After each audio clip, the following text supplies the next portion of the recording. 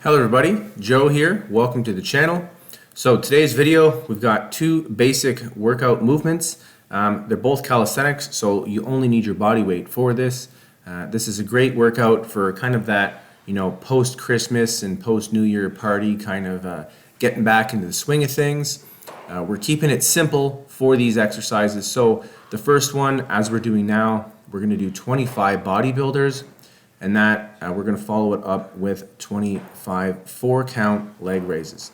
So not overly difficult movements. However, when they're done back to back for multiple rounds, we're doing 4 rounds in total of both of them.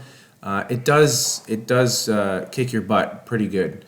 I recently did some of these bodybuilders with a friend of mine. He's not used to these style of workouts. He tends to stick a little bit more to the weights and that. And when we did them together at the gym, he was significantly sore the next day. His groin, his abs, even his quads and that. It's pretty interesting. You know, the bodybuilders themselves, the jump jack, when you're going down and you're doing the out and in with your legs, that's pretty significant strain on the whole abdomen, the torso, the core, but you'll definitely feel this a lot in your quadriceps as well. Your quadriceps, your groin, your low abs. So I've done hundreds of these sometimes, and the following day I am extremely sore in the abdominal area. This one, as soon as we finish the 25 bodybuilders, we go right into 25 4-count leg raises again. Now, you think, oh, it's only 25. But because of the fact that they're 4-count leg raises, that really, some people would consider that 100. If you're counting each time the leg goes up, that's 1 rep. We're doing 100 reps of that. But I just like to call them the 4 counts. It just sounds better for me. Saying 25 versus 100 doesn't scare people off so much. So your count would just be 1, 2, 3, and then 1. Yeah, keep these movements simple. I mean, I try to get a lot of my friends to do these things. Sometimes they get bored, and they're also extremely hard. So again, they look easy. I don't look like I'm going at a super intense and fast pace or anything like that right now.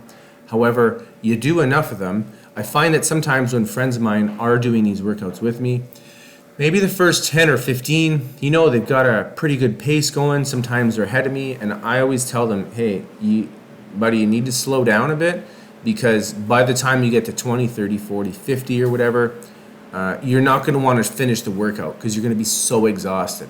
And a lot of times that's exactly what happens is, they get a couple rounds in after going at kind of a bit of a frenetic pace, and they're like, okay, no, I'm good, that's it. And then they don't even finish the workout themselves.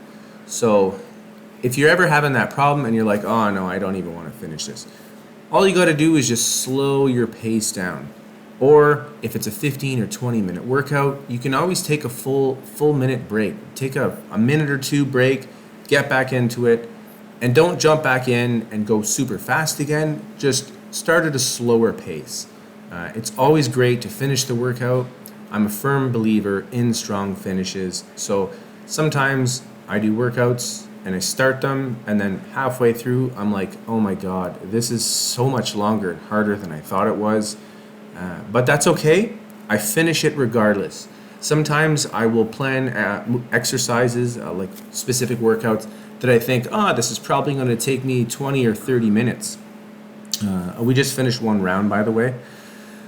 I'm going to think, oh yeah, it's going to take maybe 25, 30 minutes or so, and I'm not even halfway through and it's 30 minutes. So then I'm like, oh God, this is, I shouldn't have made this so long, or I should have cut the reps down or cut the movements down. But instead, you know what, like I did this a couple months ago where it was deadlifts, kettlebell swings, burpees, leg raises, Supermans, and thrusters as well. And it was like you do 2 of each, 4, 8, 10, 12, and I think I went up to like 18 or so, and then I came all the way back down. And although it seems not that bad, again, I didn't think it was gonna take too long. I thought, again, maybe 30, 35 minutes, maybe 40 minutes at the absolute maximum. And the workout ended up taking me, I think it was like 82 minutes. So, an hour and 20 minutes. But that was it. I was done. My body was totally destroyed at the end of it. It was an amazing full body workout. And although it was painful, you know what? I just decided, heck, I'm just going to maybe slow the pace down towards the end so I don't totally become so exhausted that I can't even finish it. So you just slow down the pace a little bit, take a little breather, make sure you have water. This workout right here is only 15 minutes. So if you're doing 15 minutes, everyone's got like their massive 1 gallon water liter, 1 gallon jugs next to them all the time. I see them walking around the gym and they're going from like the bench press machine to the deadlifts.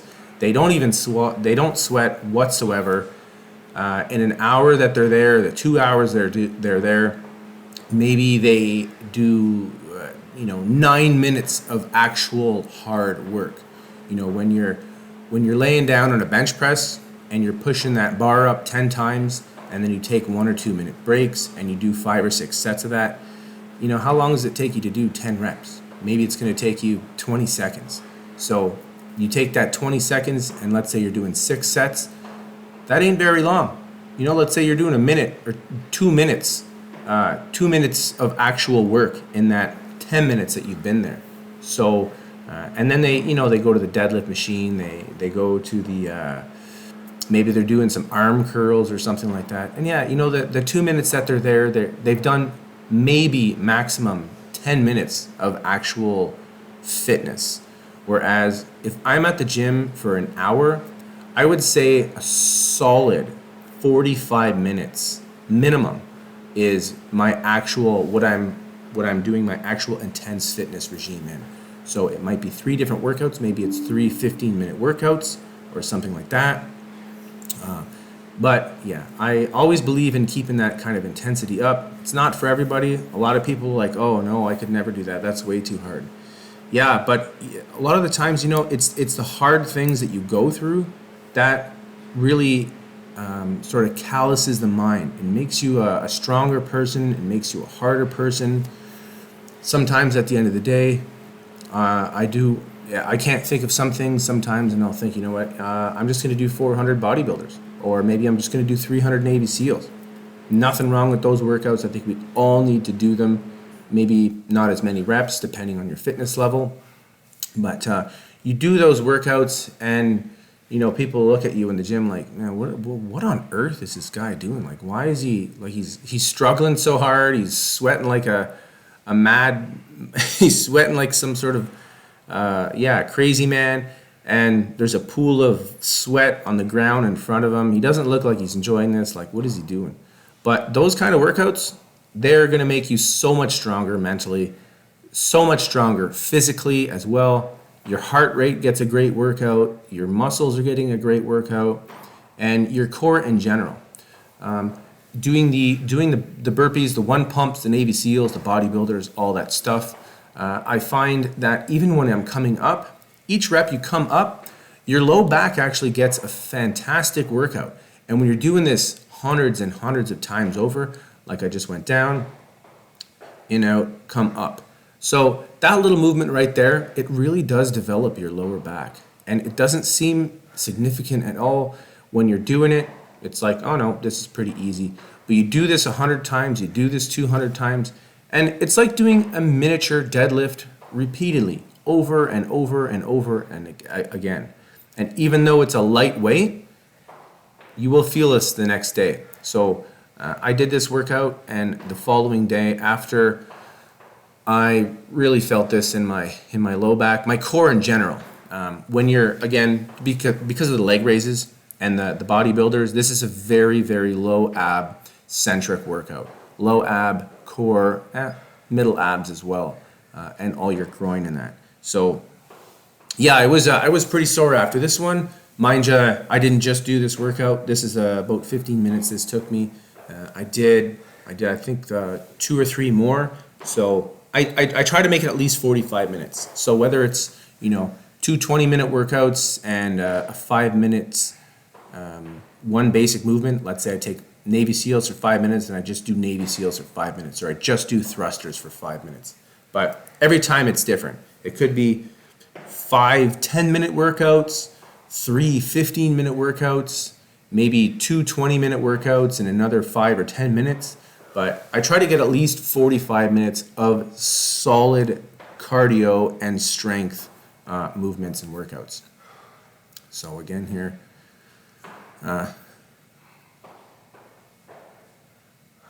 yeah, the struggle is real. You can see it on my face. I'm not enjoying this by any means.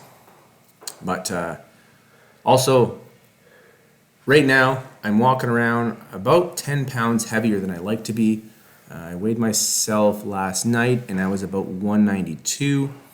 So I like to be around 182. I find when I'm heavier, my face looks better. My face is filled out a little bit more. However, my body, I just can't, I don't like the look of my body, and I just feel kind of fat and lethargic.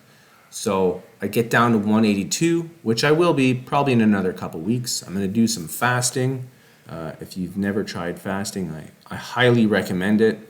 You will feel fantastic after you do the fast, depending on how long you fast for. Usually when I fast for, I'd say, around 16 to 20 hours. So let's say I eat at 5 or 6 p.m. one night. I won't eat till around 1 p.m. or so the next day, and I just find that it helps kind of burn all the nastiness, all the stuff that's just kind of sitting around in your stomach, and it's just sort of kind of a reset for your body. So, and there is some science to back that up as well. But yeah, fasting. So that's actually what I'm doing right now as I do the voiceover for this video. Is doing a bit of a fast. Again, feeling heavy, but I give myself, let's say, 3-4 days, and I'd like to drop maybe 8 pounds. After that, when in the summers, when I'm 180, 182, I feel like just agile and so full of energy. 3 sets there just completed. Yeah, so full of energy. I just feel more explosive. I feel stronger, agile like a freaking leopard or something, So, last set through. It's not getting any warmer currently either.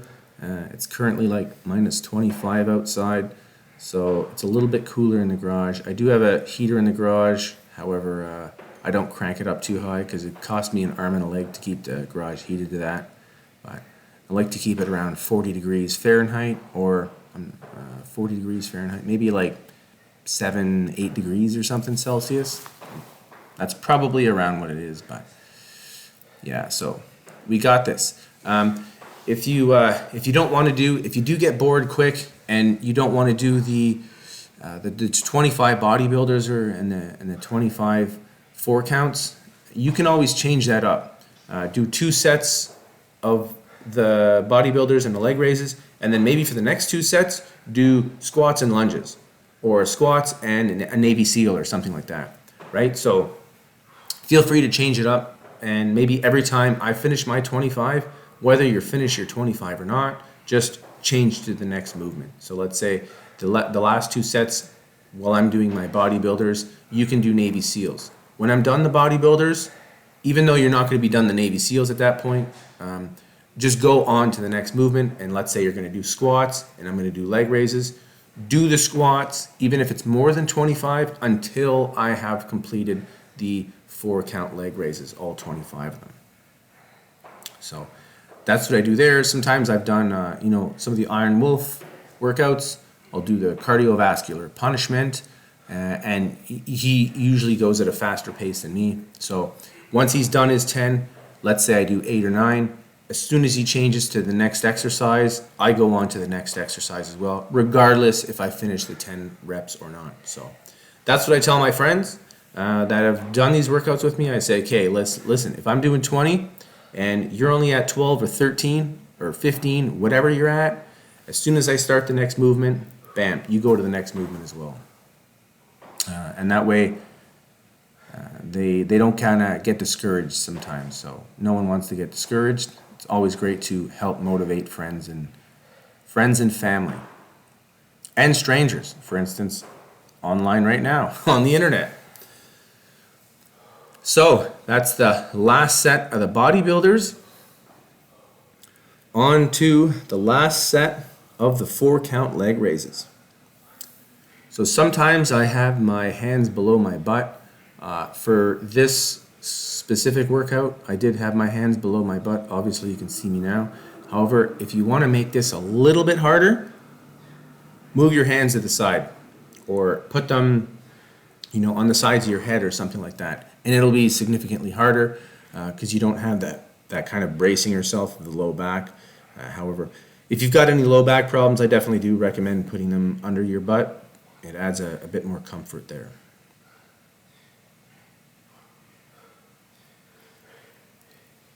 So we are coming up to the end.